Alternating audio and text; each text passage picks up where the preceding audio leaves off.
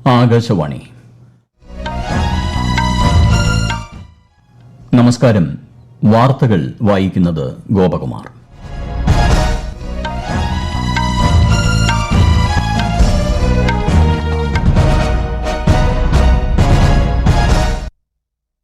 പ്രധാന വാർത്തകൾ. ശാസ്ത്ര സാങ്കേതിക മേഖലയിലെ മികവിനുള്ള രാഷ്ട്രീയ വിജ്ഞാൻ പുരസ്കാരങ്ങൾ രാഷ്ട്രപതി ദ്രൌപദി മുർമു സമ്മാനിച്ചു. ദ്വിരാഷ്ട്ര പര്യടനം തുടരുന്ന പ്രധാനമന്ത്രി നരേന്ദ്രമോദി ഇന്ന് പോളിഷ് പ്രധാനമന്ത്രി ഡൊണാൾഡ് ടസ്കുമായി ഉഭയകക്ഷി ചർച്ചകൾ നടത്തും. കൊൽക്കത്തയിൽ വനിതാ ഡോക്ടർ കൊല്ലപ്പെട്ട കേസിന്റെ തൽസ്ഥിതി റിപ്പോർട്ട് സിബിഐ സുപ്രീംകോടതിയിൽ സമർപ്പിച്ചു. ഹേമ കമ്മിറ്റി റിപ്പോർട്ടിന്റെ പൂർണ്ണരൂപം മുദ്രവച്ച കവറിൽ സമർപ്പിക്കാൻ സംസ്ഥാന സർക്കാരിന് നിർദ്ദേശം നൽകി ഹൈക്കോടതി. ഐക്യരാഷ്ട്ര രക്ഷാസമിതിയിലെ സ്ഥിരാംഗത്വം വിപുലീകരിക്കണമെന്ന നിലപാട് അന്താരാഷ്ട്ര വേദിയിൽ ആവർത്തിച്ച് ഇന്ത്യ. വാർത്തകൾ വിശദമായി. ശാസ്ത്ര സാങ്കേതിക മേഖലയിലെ മികവിന് രാജ്യം നൽകുന്ന പരമോന്നത അംഗീകാരമായ രാഷ്ട്രീയ വിജ്ഞാൻ പുരസ്കാരങ്ങൾ രാഷ്ട്രപതി ദ്രൌപദി മുർമു സമ്മാനിച്ചു. രാഷ്ട്രപതി ഭവനിൽ നടന്ന ചടങ്ങിൽ ജേതാക്കൾ പുരസ്കാരങ്ങൾ ഏറ്റുവാങ്ങി. ചന്ദ്രയാൻ 3 ദൌത്യത്തിന് പിന്നിൽ പ്രവർത്തിച്ച ISROയിലെ ശാസ്ത്രജ്ഞർക്കാണ് ഇത്തവണത്തെ വിജ്ഞാൻ ടീം പുരസ്കാരം. വിജ്ഞാൻ രത്ന അവാർഡ് IIST മുൻ ഡയറക്ടർ പ്രൊഫസർ ജി പത്മനാഭന് സമ്മാനിച്ചു. തിരുവനന്തപുരം CSIRലെ ശാസ്ത്രജ്ഞൻ ഡോക്ടർ അനന്തരാമകൃഷ്ണൻ വിജ്ഞാൻ ശ്രീ പുരസ്കാരം നേടി. കേന്ദ്ര സഹമന്ത്രി Jitendra Singh, ISRO chairman S Somanath തുടങ്ങിയവർ ചടങ്ങിൽ സന്നിഹിതരായിരുന്നു. ദ്വിരാഷ്ട്ര പര്യടനം തുടരുന്ന പ്രധാനമന്ത്രി നരേന്ദ്രമോദി ഇന്ന് പോളിഷ് പ്രധാനമന്ത്രി ഡൊണാൾഡ് ടസ്കുമായി വാഴ്സയിൽ ഉഭയകക്ഷി ചർച്ചകൾ നടത്തും.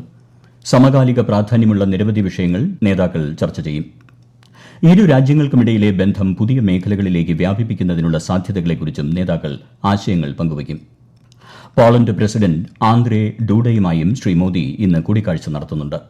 പോളണ്ടിലെ ഇന്ത്യൻ സമൂഹത്തെയും അദ്ദേഹം അഭിസംബോധന ചെയ്തു. വിശദാംശങ്ങളിലേക്ക്. ലോകരാജ്യങ്ങളുമായി അടുപ്പം കാത്തുസൂക്ഷിക്കുക എന്ന നയമാണ് ഇന്ത്യക്കുള്ളതെന്ന് പ്രധാനമന്ത്രി നരേന്ദ്രമോദി വ്യക്തമാക്കി. യുദ്ധത്തിന് പകരം ചർച്ചകൾക്കും നയതന്ത്രത്തിനും പ്രാധാന്യം നൽകുന്ന നിലപാടാണ് ഇന്ത്യക്കുള്ളത്. സമാധാനത്തിനായി നിലകൊള്ളുന്ന ഇന്ത്യയെ ലോകം വിശ്വബന്ധുവായാണ് കാണുന്നതെന്നും പോളണ്ടിലെ ഇന്ത്യൻ സമൂഹത്തെ അഭിസംബോധന ചെയ്യവേ ശ്രീ മോദി പറഞ്ഞു. 2 ദിവസത്തെ പര്യടനത്തിനായി ഇന്നലെ വൈകുന്നേരം പോളണ്ടിലെത്തിയ പ്രധാനമന്ത്രിക്ക് ഊഷ്മളമായ വരവേൽപ്പാണ് ലഭിച്ചത്. 45 വർഷങ്ങൾക്ക് ശേഷമാണ് ഒരു ഇന്ത്യൻ പ്രധാനമന്ത്രി പോളണ്ട് സന്ദർശിക്കുന്നത്. പോളിഷ് വ്യാപാര പ്രമുഖരുമായും പ്രശസ്ത വ്യക്തികളുമായും ശ്രീ മോദി ഇന്നലെ കൂടിക്കാഴ്ച നടത്തിയിരുന്നു. സന്ദർശനത്തിന്റെ 2ാം പാദത്തിൽ നാളെ യുക്രൈനിലെത്തുന്ന പ്രധാനമന്ത്രി യുക്രൈൻ പ്രസിഡന്റ് വൊളോഡിമിർ സെലൻസ്കിയുമായി ചർച്ച നടത്തും. 1992 ശേഷം ആദ്യമായാണ് ഒരു ഇന്ത്യൻ പ്രധാനമന്ത്രി യുക്രൈൻ സന്ദർശിക്കുന്നത്. റഷ്യ യുക്രൈൻ സംഘർഷം സമാധാനപരമായി പരിഹരിക്കുന്നത് സംബന്ധിച്ച അഭിപ്രായങ്ങൾ ശ്രീ മോദി സെലൻസ്കിയുമായി പങ്കുവയ്ക്കും. News desk, Akashvani. Kolkata medical കോളേജിൽ വനിതാ ഡോക്ടർ കൊല്ലപ്പെട്ട സംഭവവുമായി ബന്ധപ്പെട്ട് സമൂഹമാധ്യമ പോസ്റ്റുകളിൽ സുപ്രീംകോടതി നിർദ്ദേശം കർശനമായി പാലിക്കണമെന്ന് കേന്ദ്ര ഇലക്ട്രോണിക്സ് ആന്റ് IT മന്ത്രാലയം. കൊല്ലപ്പെട്ട വ്യക്തിയുടെ പേര്, ഫോട്ടോ, വീഡിയോ തുടങ്ങിയവ ഉപയോഗിക്കുന്നത് സുപ്രീംകോടതി കർശനമായി വിലക്കിയിരുന്നു. ഇത് പാലിക്കാത്തവർക്കെതിരെ നിയമ നടപടി സ്വീകരിക്കുമെന്ന് മന്ത്രാലയം വ്യക്തമാക്കി. അതേസമയം കേസ് അന്വേഷണത്തിന്റെ തൽസ്ഥിതി റിപ്പോർട്ട് CBI ഇന്ന് സുപ്രീംകോടതിയിൽ സമർപ്പിച്ചു. കേസിൽ സുപ്രീംകോടതിയിൽ വാദം പുരോഗമിക്കുകയാണ്. ഹേമ കമ്മിറ്റി റിപ്പോർട്ട് സംബന്ധിച്ച് കേരള സർക്കാർ നിലപാട് വ്യക്തമാക്കണമെന്ന് ഹൈക്കോടതി. റിപ്പോർട്ടിലുള്ളത് ഗുരുതര കണ്ടെത്തലുകളാണെന്നും കോടതി നിരീക്ഷിച്ചു. ജസ്റ്റിസ് ഹേമ കമ്മിറ്റി റിപ്പോർട്ടിന്റെ അടിസ്ഥാനത്തിൽ കുറ്റവാളികൾക്കെതിരെ ക്രിമിനൽ നടപടി സ്വീകരിക്കണമെന്ന പൊതു താൽപര്യ ഹർജി പരിഗണിക്കുകയായിരുന്നു ഹൈക്കോടതി. റിപ്പോർട്ടിന്റെ പൂർണ്ണരൂപം മുദ്രവച്ച കവറിൽ സമർപ്പിക്കണമെന്ന് ഹൈക്കോടതി സർക്കാരിന് നിർദ്ദേശം നൽകി. ഹർജിയിൽ വനിതാ കമ്മീഷനെ കോടതി കക്ഷി ചേർത്തു. കേന്ദ്ര വാർത്താവിതരണ പ്രക്ഷേപണ വകുപ്പ് സഹമന്ത്രി എൽ മുരുകൻ ഇന്ന് കരുനാഗപ്പള്ളിയിലെ മാതാ അമൃതാനന്ദമയി മഠം സന്ദർശിക്കും. നാഗർകോവിലിലെ അമൃത സർവകലാശാല ക്യാമ്പസിന്റെ ഉദ്ഘാടന ചടങ്ങിലും അദ്ദേഹം ഇന്ന് പങ്കെടുത്തിരുന്നു. ഇന്ന് വൈകുന്നേരത്തോടെ തിരുവനന്തപുരത്തെത്തുന്ന മന്ത്രി നാളെ ന്യൂഡൽഹിയിലേക്ക് മടങ്ങും. വയനാട് മുണ്ടക്കൈ ചൂരൽമല ഉരുൾപൊട്ടലിനെക്കുറിച്ച് പഠിക്കാൻ സംസ്ഥാന സർക്കാർ നിയോഗിച്ച വിദഗ്ധ സംഘം ഇന്ന് റിപ്പോർട്ട് സമർപ്പിക്കും. ഭൌമശാസ്ത്രജ്ഞൻ ജോൺ മത്തായിയുടെ നേതൃത്വത്തിലുള്ള സംഘമാണ് റിപ്പോർട്ട് കൈമാറുന്നത്.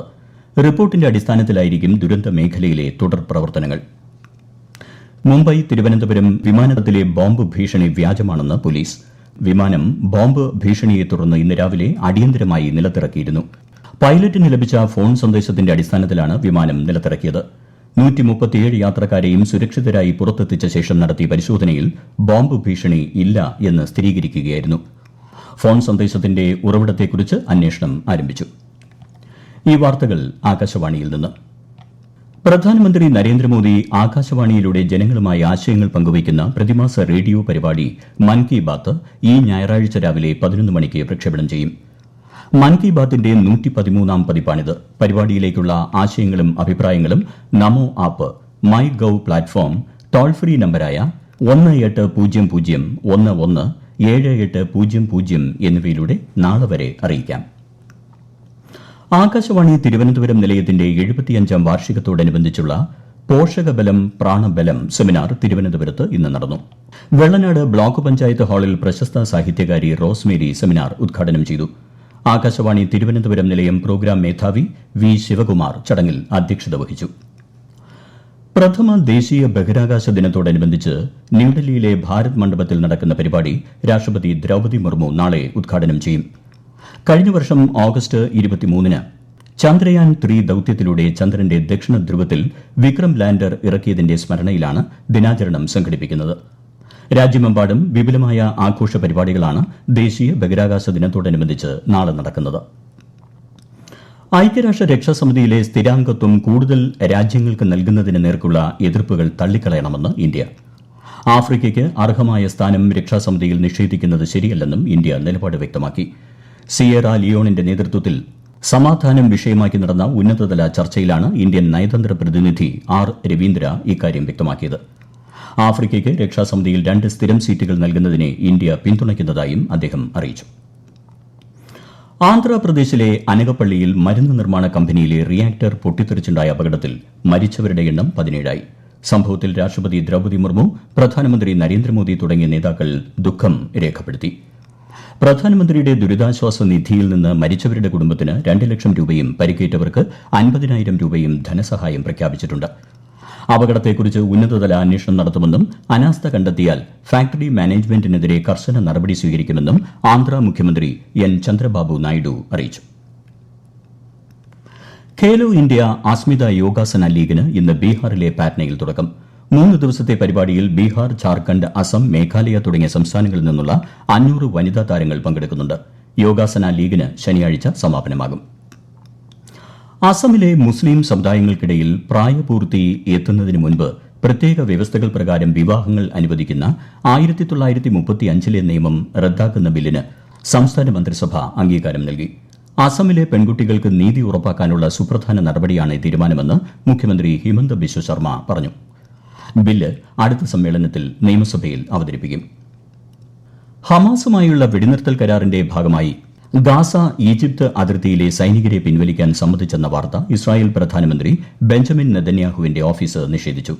ഗാസ മുനമ്പിനും ഈജിപ്തിനുമിടയിലുള്ള പ്രധാന അതിർത്തി പ്രദേശമായ ഫിലാഡൽഫി ഇടനാഴിയിൽ നിന്ന് ഇസ്രായേൽ സൈന്യത്തെ പിൻവലിക്കാൻ സമ്മതിച്ചതായി തിങ്കളാഴ്ച US state secretary Antony Blinken പ്രഖ്യാപിച്ചിരുന്നു. ഇതിന് പിന്നാലെയാണ് ഇസ്രായേലിന്റെ പ്രതികരണം. രാജ്യത്തെ ഓഹരി വിപണികളിൽ നേട്ടം. ബോംബെ ഓഹരി സൂചിക സെൻസെക്സ് 199 പോയിന്റ് ഉയർന്ന് 81,104-ലും ദേശീയ ഓഹരി സൂചിക നിഫ്റ്റി 57 പോയിന്റ് നേട്ടത്തിൽ 24,828-ലും വ്യാപാരം പുരോഗമിക്കുന്നു. സ്വർണ്ണവില കുറഞ്ഞു. പവന് 240 രൂപ കുറഞ്ഞ് 53,440 രൂപയും ഗ്രാമിന് 30 രൂപ കുറഞ്ഞ് 6,680 രൂപയുമാണ് ഇന്നത്തെ വില. രാജ്യത്തിന്റെ വിവിധ ഭാഗങ്ങളിൽ അടുത്ത 4 ദിവസം അതിശക്തമായ മഴയ്ക്ക് സാധ്യതയെന്ന് കേന്ദ്ര കാലാവസ്ഥാ വകുപ്പ്. ബീഹാർ, ഉത്തർപ്രദേശ്, രാജസ്ഥാൻ, ഛത്തീസ്ഗഡ്, ഗുജറാത്ത്, കൊങ്കൺ, ഗോവ എന്നിവിടങ്ങളിൽ കനത്ത മഴ പെയ്യുമെന്നാണ് മുന്നറിയിപ്പ്. പ്രധാന വാർത്തകൾ വീണ്ടും. ശാസ്ത്ര സാങ്കേതിക മേഖലയിലെ മികവിനുള്ള രാഷ്ട്രീയ വിജ്ഞാൻ പുരസ്കാരങ്ങൾ രാഷ്ട്രപതി ദ്രൌപദി മുർമു സമ്മാനിച്ചു. ദ്വിരാഷ്ട്ര പര്യടനം തുടരുന്ന പ്രധാനമന്ത്രി നരേന്ദ്രമോദി ഇന്ന് പോളിഷ് പ്രധാനമന്ത്രി ഡൊണാൾഡ് ടസ്കുമായി ഉഭയകക്ഷി ചർച്ചകൾ നടത്തും. കൊൽക്കത്തയിൽ വനിതാ ഡോക്ടർ കൊല്ലപ്പെട്ട കേസിന്റെ തൽസ്ഥിതി റിപ്പോർട്ട് CBI സുപ്രീംകോടതിയിൽ സമർപ്പിച്ചു. ഹേമ കമ്മിറ്റി റിപ്പോർട്ടിന്റെ പൂർണ്ണരൂപം മുദ്രവച്ച കവറിൽ സമർപ്പിക്കാൻ സംസ്ഥാന സർക്കാരിന് നിർദ്ദേശം നൽകി ഹൈക്കോടതി. ഐക്യരാഷ്ട്ര രക്ഷാസമിതിയിലെ സ്ഥിരാംഗത്വം വിപുലീകരിക്കണമെന്ന നിലപാട് അന്താരാഷ്ട്ര വേദിയിൽ ആവർത്തിച്ച് ഇന്ത്യ. വാർത്തകൾ കഴിഞ്ഞു. അടുത്ത വാർത്താ പ്രക്ഷേപണം വൈകിട്ട് 6:30.